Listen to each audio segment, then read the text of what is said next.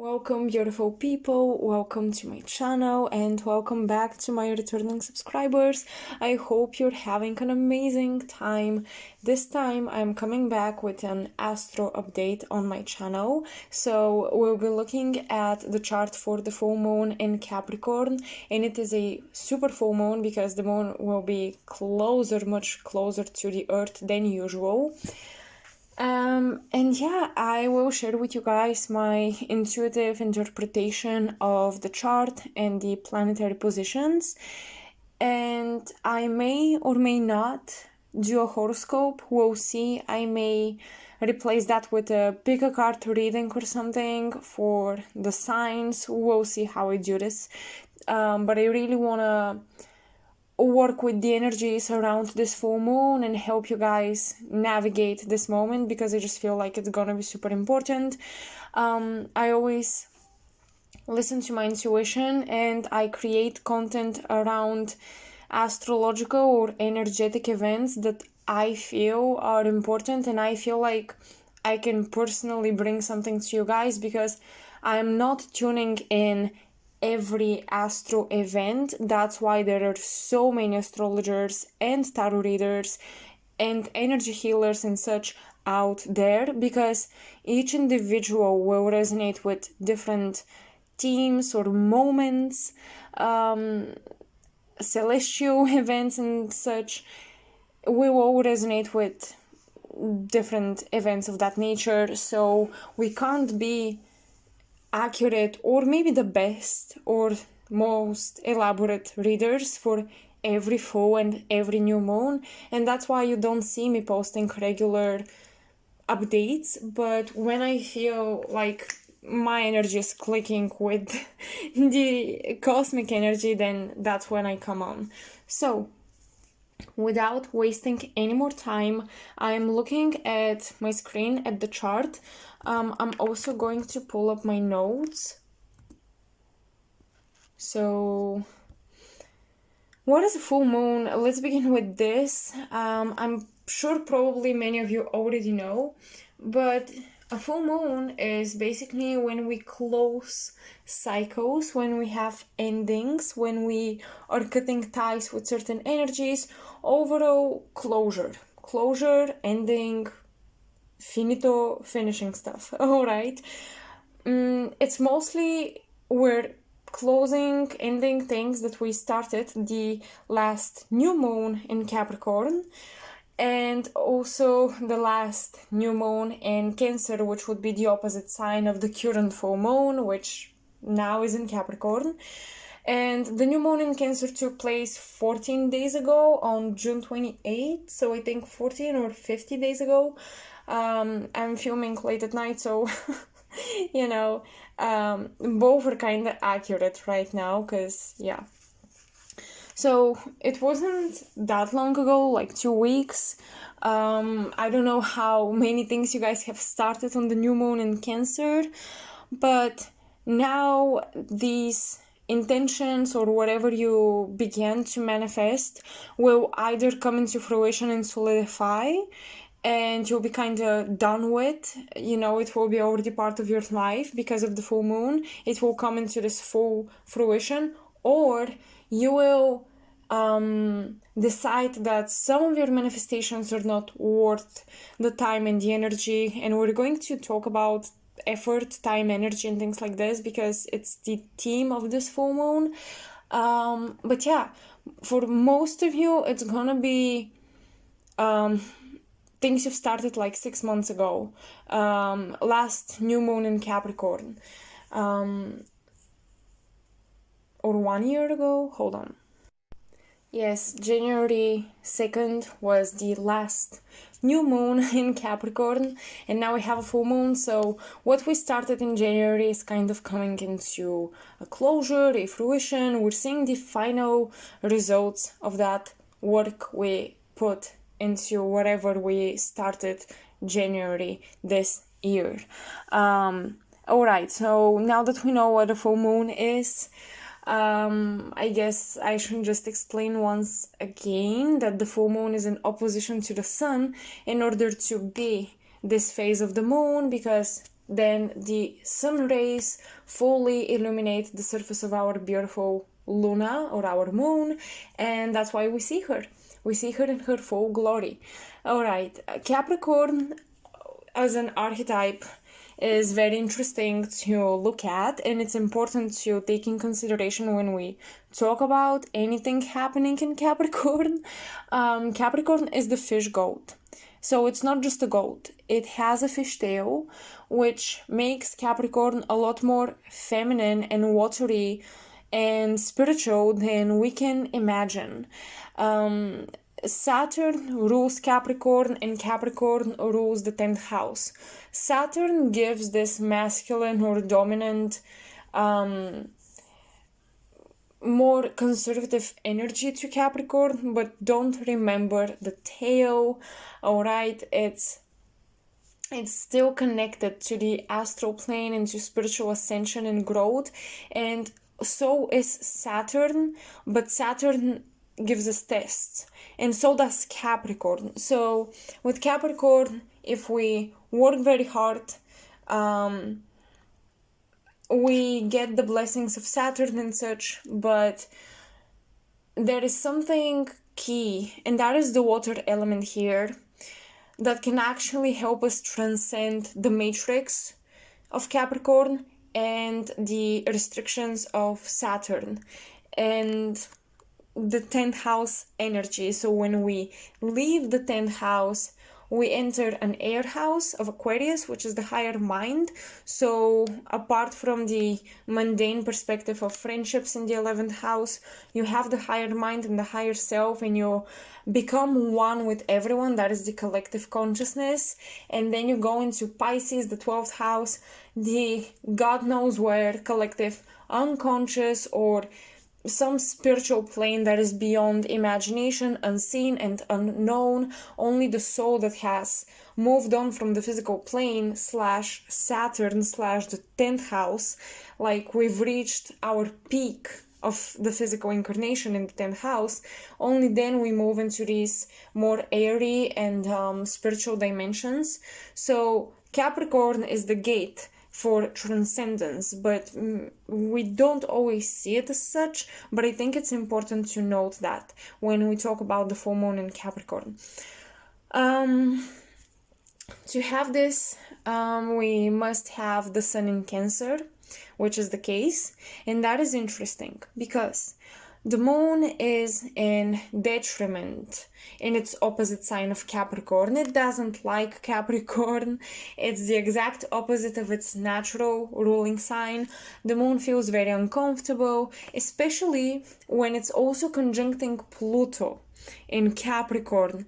And the planet of change, regeneration, and destruction, and the underworld, all of these not so lovely and not so motherly moon-oriented things don't fit well with the needs for stability, structure,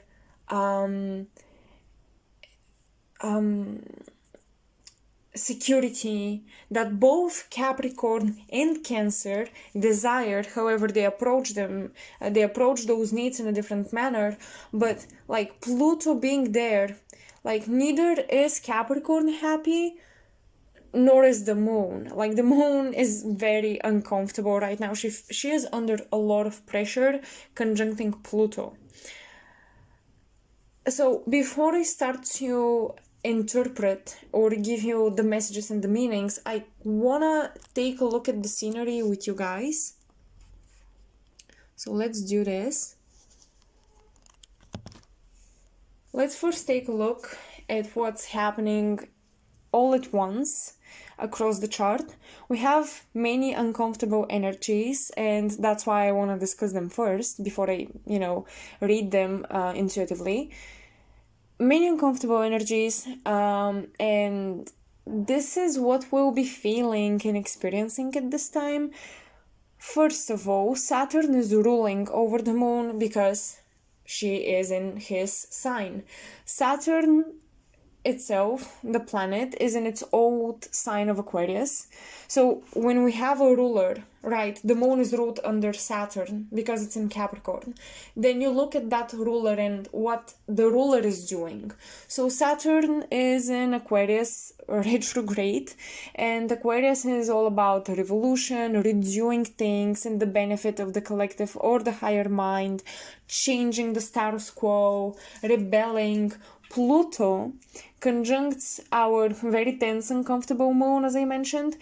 Pluto is also retrograde. Pluto's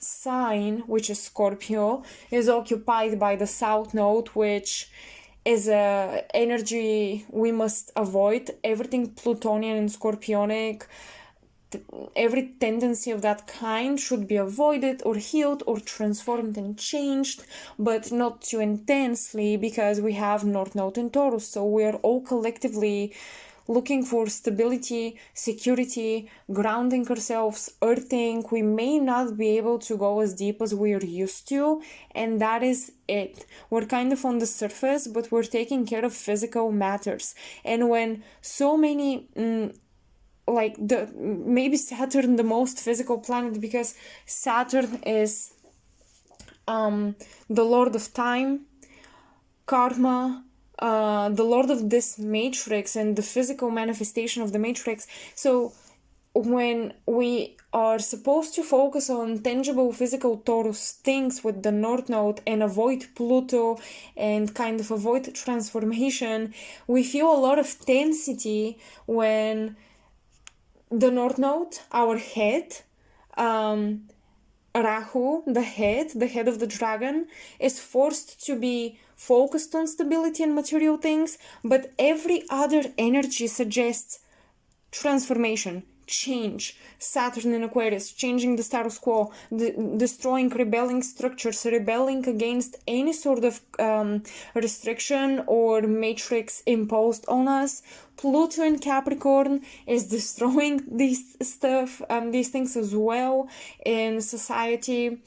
So what is going on? We're feeling a lot of pressure. We know we have to change, and we are changing nevertheless, like whether we want it or not. However, at the same time, we are trying to secure ourselves. And this is very difficult because it's complete opposite. That's why I feel the last new moon in Cancer was very tough, because we were into the emotional realm while so many things were going on, and we were trying to create some new emotions, maybe some new happiness, right? Some new resources of happiness, like how can I have a happiness income, not a money income, but an emotional income in my life? Where do I draw emotional currency in my life? Where do I get it from? If not from relationships, family, loved ones, enjoying your home, enjoying your security and such, but all of this is threatened with all the other planets. So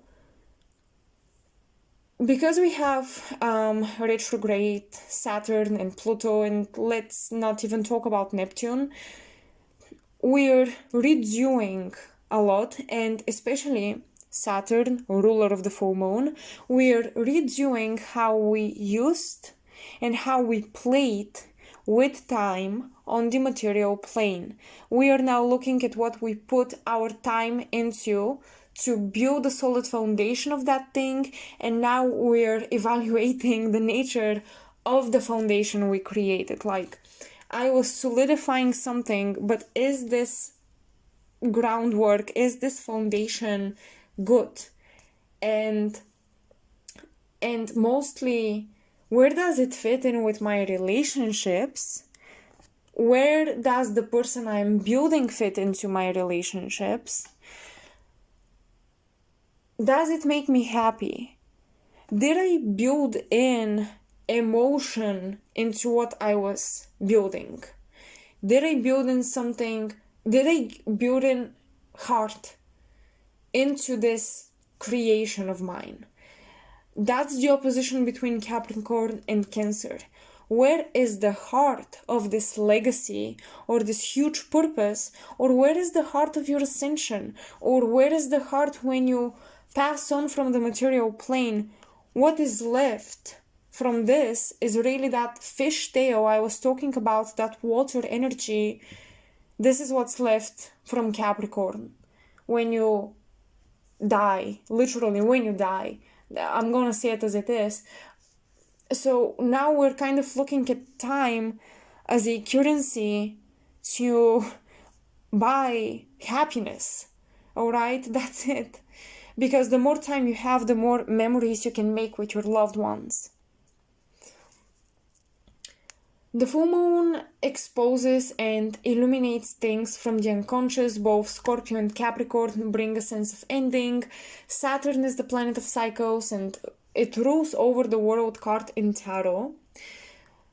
Now I'm going back to this Pluto-Saturn thing. Both Scorpio and Capricorn are very resourceful signs.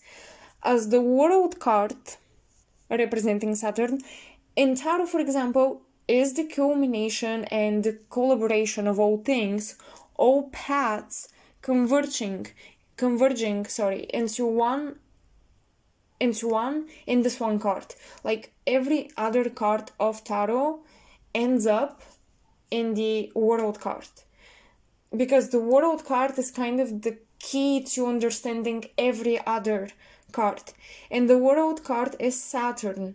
And this is where one universe has been created, curated, solidified, and it's become this final product of creation and of many different pathways and such.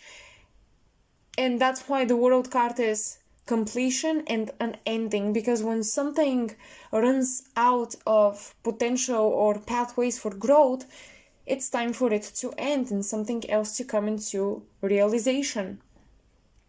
On the other hand, what is Scorpio? Because I touched on the South Node in Scorpio.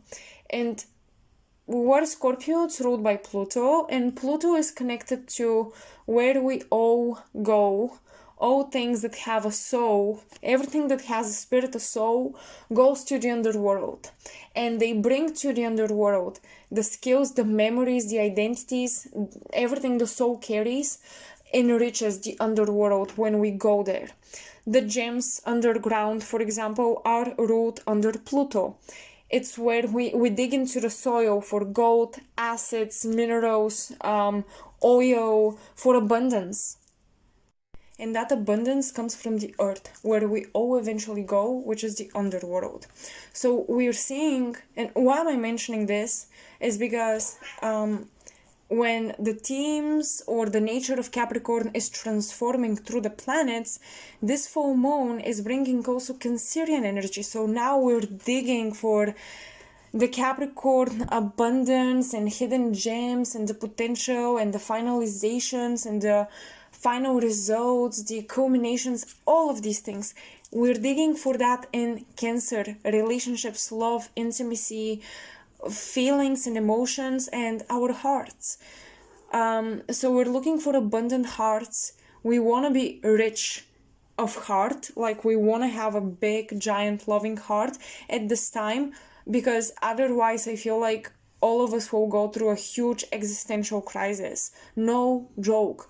If we don't connect with our hearts, especially now, and if we feel like we're disconnected from emotion, we're gonna have a really hard time finding truth and meaning into our purpose and into our legacy and into why we are here. Like, a lot of the time for us, purpose can be defined by many other personal identity root desires and the desire for achievement and such, but now our purpose is really driven by love, emotion, connections, and the heart, the moon. Because I am also looking at Mercury.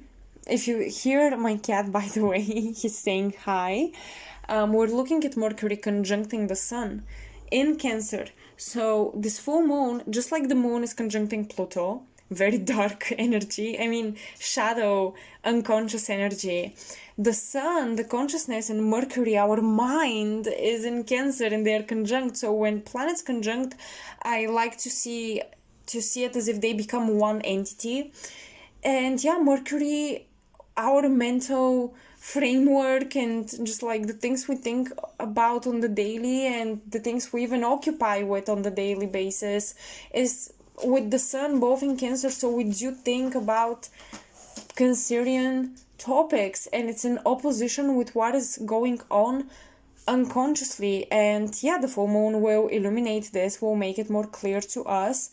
But yeah, the opposition basically is where all of these things I just spoke of, you know, the transformation, the retrograde planets and such, these are happening kind of underground, but going back to the North Node in Taurus, but because the head, Rahu, is in the sign of Taurus where things are not in Scorpio, things reach the surface. Even when things happen underground and behind the scenes, at this time with the nodal transits, we are still going to see it and feel it and know about it. Like, even underground stuff that is indicated in the chart by the planets, which are very, you know, secretive and hidden, will be externalized. Underground shit will be externalized. And we think about it. Mercury, once again, conjuncting the sun, we think about it, we make it conscious, and we don't just make it conscious, and we don't just make it a part of our personality, we actually think about it, we're trying to come up with a plan or to understand it. So I like that Mercury is with the sun at this time.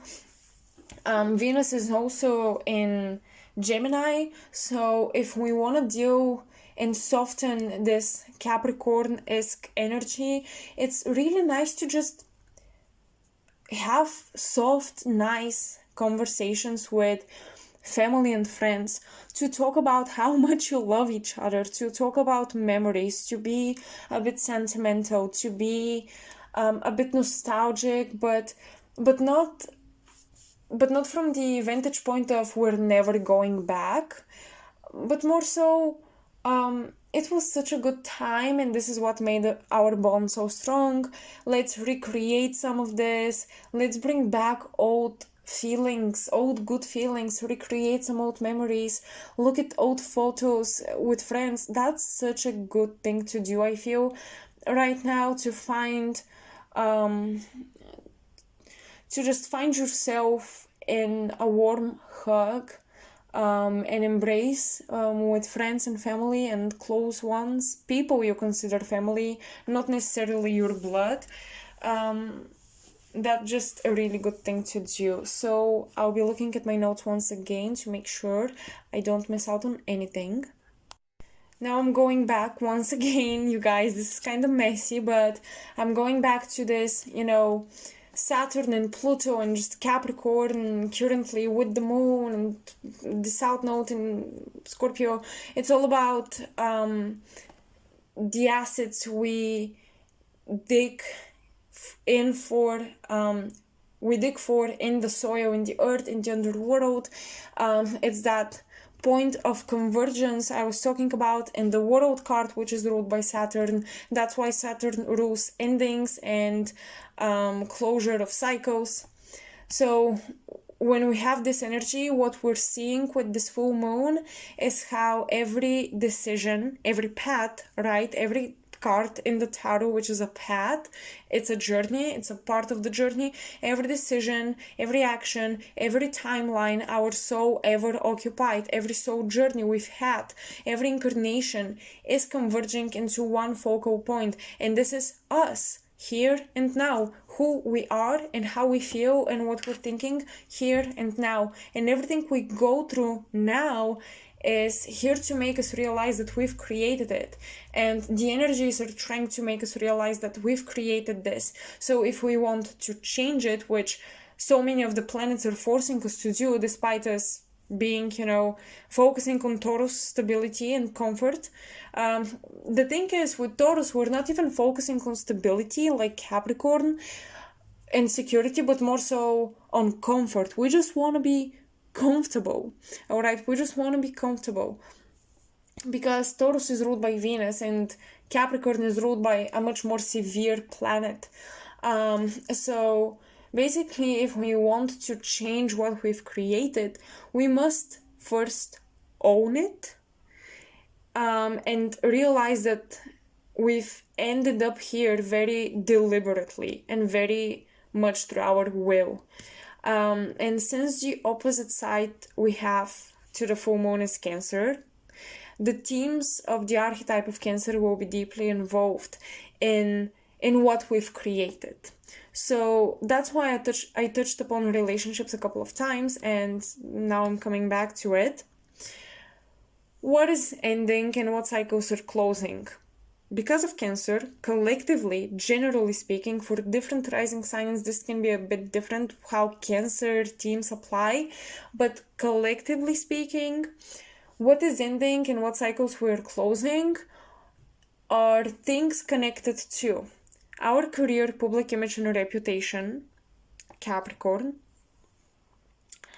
but also with intimate relationships, long-term Capricorn relationships, Cancer. So a lot of things in long-term relationships are ending, tendencies, structures, ways of approaching the connection. These ways are supposed to go. They're supposed to leave. They're no longer working, and they're creating more tension and restriction rather than love and heart and intimacy and a sense of warmth and coziness. And because the heart becomes so important, Capricorn themes will start to seem very distant or cold to us and heartless. So we may feel a disconnection with what we've created so far, such as our occupation, our social role, who we are to our community, our career, our purpose. It may feel like we're no longer connected to it. Once again, I'm coming back to a previous sentence. Time is the currency of the soul, and we're realizing this because in the image of the universe, if a human being is a recreation of the universe or God or whatever you believe in that image, just like the universe is spread out through each one of us and it is experiencing itself, we also experience ourselves through our creation and through our legacies and through everything we put time and effort in. That's why time is the currency of our soul. Energy, effort, focus, and intention are the currencies of our soul. It is not money, which Capricorn or even Taurus may suggest at this time. At this time, money can become very stressful topic and very important, and it is becoming like money is becoming a very stressful topic because look at what's going on globally, and it makes so much sense. But the challenge is not we're not pushed, or more so punished, we're not punished to be poor or to suffer financially.